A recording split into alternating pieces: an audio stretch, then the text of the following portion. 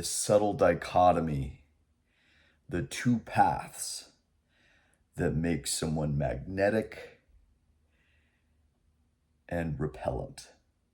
So today I'm going to be talking about the two extremes, really the two choices we have in any given moment that set us on this path to living from a magnetic place where we're attractive in many senses of the word.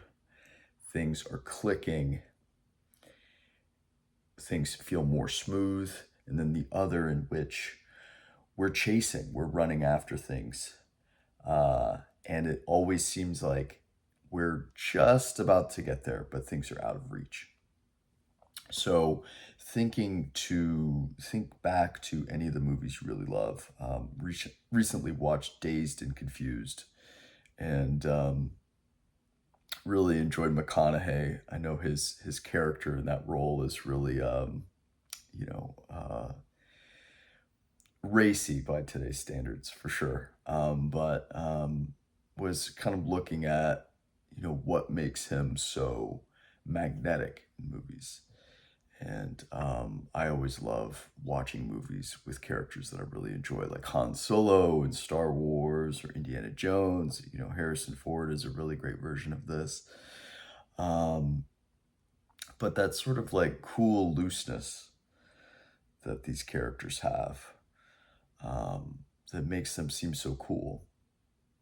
And it really has brought me back to, what I've learned in myself in my own life in studying all of these different topics has been that there's a certain magnetism that I can have when I'm just sort of trusting. I'm leaning more in the let's go easy direction, regardless of what's going on, right? We can think back to these characters, to the Han Solos, and the other movie characters we really like.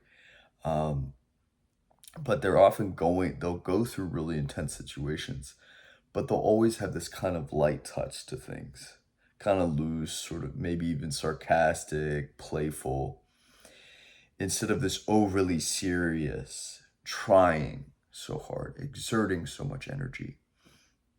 And so we'll often have these characters that are so cool and calm and collected and are surrounded by these overly serious ones. And we see that they're the ones that always make it through, right?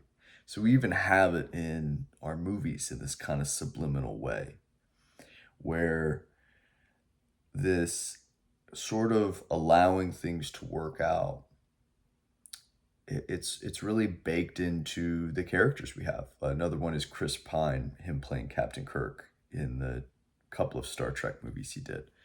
Star Trek, I think, is the first one, and Star Trek Into Darkness. But there's this sort of like loose, almost kind of cockiness, that really for me begets this thing. This is ironically what is taught, that I studied in these Eastern traditions. It's this sort of openness. It's allowing the moment to come through and just kind of being with things, doing what we need to do activity wise, practice wise, etc., to kind of get our wheels greased and to let them point downhill and to just let them flow, right? Let things start running on their own. Versus we have another philosophy, which is definitely the other one, the repellent one, which is I have to assault the day. I have to violently pursue what I want and scrounge the wasteland where things won't work. And we can definitely try that other way of going about things, that harder, more intense one. But in my experience, every single time that I have gotten into that negative, scarcity, fearful, aggressive, often, right? Angry mindset, I have always gotten feedback right away or eventually in a big way from my life, reality being my mirror, that it's that it's a bad idea. That getting slapped in the face, right, by my life, versus when I kind of let myself be loose through whatever I'm doing. And sometimes I'm doing, really demanding activities, traveling, you have to be aware of a lot of different things.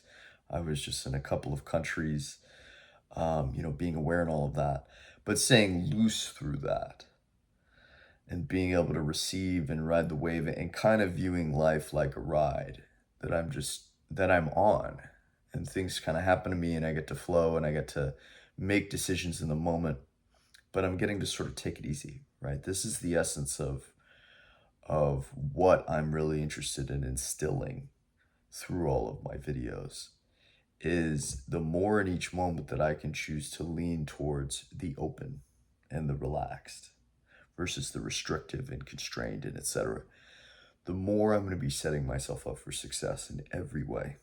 And the more magical and fun my life will be, and the more I'll get to be like an innocent, playful child, right? And that's really a gift. And the people that have made it to the end of their lives, into their 60s, 70s, 80s plus, that I admire most are the ones that have kept that playfulness throughout and have known it's the most important. And so this is really like where the magic of life, in my experience, comes through. It's when the synchronicities and meeting people in the right way at the right time, because I'm simply open to everything that happens and I'm just enjoying it and I'm keeping loose and I'm doing what I need to do to be relaxed. I'm doing the exercise. For me, I'm doing the Wim Hof twice a day now. It's keeping me really relaxed, continuing to dream, continuing to have goals that excite me, and continuing to just move with the motion of my life in as smooth of a way as I can open up to, is really the key here, guys. So anyway, I hope this really helps, but this is the essence of my 13 years of study, has been this simple idea. Anyway, guys, I'm Ian McMinn. This is Path to Who I Am. I hope you enjoyed it, and I will see you again soon. Oh yes, and I will be planning some retreats. That's going to be the new focus. In-person retreats. I will have more information about that coming up. Very excited for it. But yeah, I will see you guys very soon.